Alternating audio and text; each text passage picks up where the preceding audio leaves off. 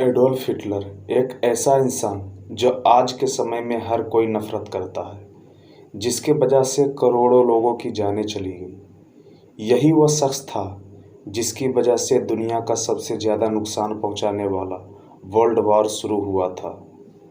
तानाशाह हिटलर का खौफ इतना था कि न कि केवल जर्मनी के लोग बल्कि पूरी दुनिया ही उसके नाम से कांपती थी। लेकिन दोस्तों, आज के समय में हिटलर से पूरी दुनिया नफरत करती है। वह अपने समय में बहुत ही प्रभावशाली नेता था। उसके स्पीच में इतना दम हुआ करता था, लोग बड़ी ही आसानी से उसके बातों में आ जाता। और यही वजह बनी कि वह इतनी बड़ी नाजी सेना बनाने में भी कामयाब रहा। और दोस्तों, एक समय पर पादरी बनने की चाह रखने वाला हिटलर कैसे बना दुनिया का सबसे बड़ा तानाशाह। तो दोस्तों, यह कहानी की शुरुआत होती है 20 अप्रैल 1889 से, जब ऑस्ट्रिया के बोरोन एमिन नाम के जगह पर एडोल्फ हिटलर का जन्म हुआ। उनके पिता का नाम एलोइस हिटलर और माता का नाम क्लारा पोलजल था। और दोस्तों, हिटलर की मां क्लारा एलोइस हिटलर की तीसरी पत्नी थी और हिटलर अपनी मां की चौथी संतान थी। लेकिन उससे पहले कि 3 भाई बहन की किसी न किसी वजह से उनकी मृत्यु हो गई। चूँकि हिटलर एकमात्र जिंदा बचे थे, इसीलिए वह अपनी मां के बहुत ही चहेते थे। हिटलर की शुरुआती जीवन बहुत ही संघर्ष भरा था। रोजी रोटी के चक्कर में बहुत सारे अलग अलग घरों में भटकना पड़ा और अपने पिता के साथ हिटलर के अच्छे संबंध नहीं थे। हिटलर अपनी स्कूल की पढ़ाई वोल्क्सवाल से की और बचपन में वह बड़े धार्मिक स्वभाव के थे।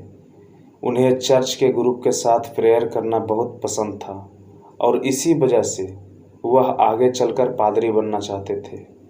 हिटलर बचपन से ही जर्मन के राष्ट्रीयवादी सोच से काफ़ी प्रभावित थे और इसीलिए ऑस्ट्रिया में रहने के बावजूद भी ऑस्ट्रिया के जगह जर्मन का राष्ट्रगान गाते थे। आगे चलकर 1903 में पिता की मृत्यु हो गई और फिर आगे कुछ ही सालों में उनकी माँ भी चल बसी। अब हिटलर के पास कुछ भी नहीं बचा। वह एक वक्त खाने के लिए भी मोहताज हो गया। अब पेट पालने के लिए हिटलर ने थोड़ा बहुत काम करना शुरू कर दिया। कुछ दिनों तक उन्होंने पेंटिंग भी बनाई और पोस्टकार्ड बेचकर भी कुछ पैसे कमाए।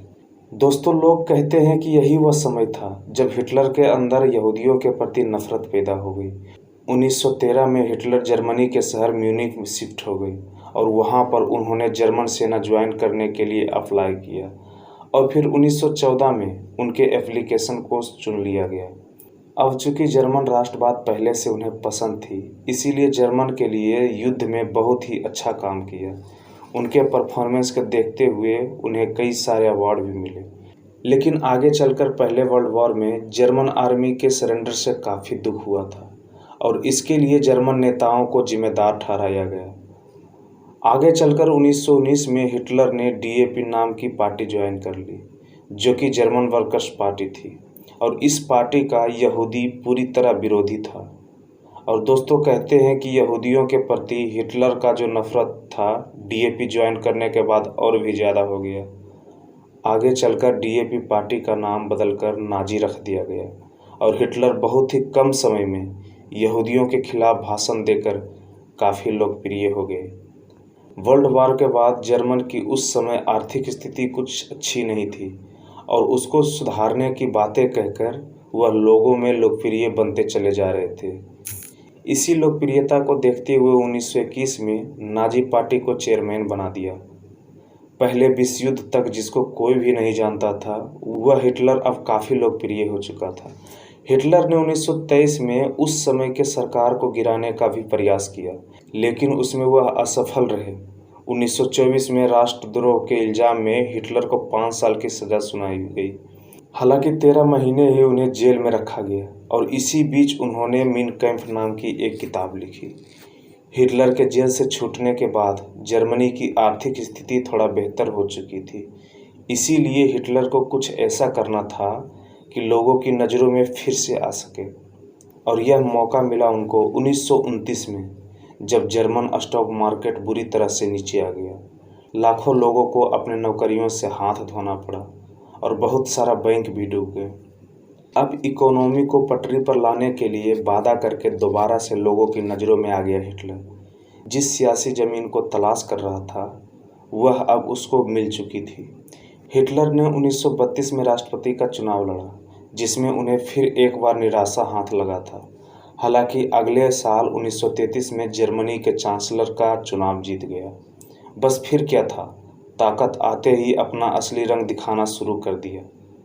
आगे चलकर राष्ट्रपति के मृत्यु के बाद उन्होंने खुद को राष्ट्रपति घोषित कर दिया।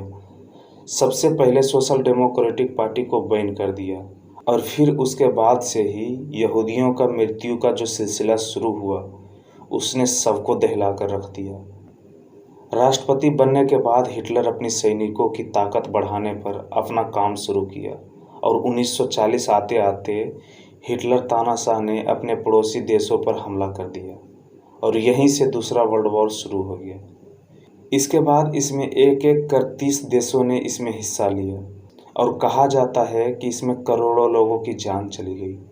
शुरुआती समय में हिटलर के नाजी आर्मी को जीत मिली, लेकिन जैसे जैसे समय बीतता गया नाजी आर्मी की ताकत कम होने लगी और हिटलर को भी इस बात का एहसास होने लगा था।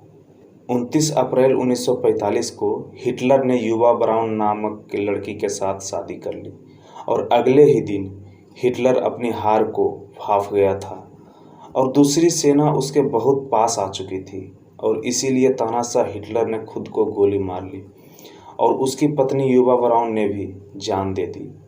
और दोस्तों, हिटलर के आत्महत्या के बाद ही दूसरा विश्व युद्ध भी खत्म हो गया था और एडोल्फ हिटलर का नाम इतिहास में हमेशा के लिए तानाशाह दर्ज हो गया। दोस्तों, यह वीडियो कैसी लगी आप कमेंट कर ज़रूर बताएं।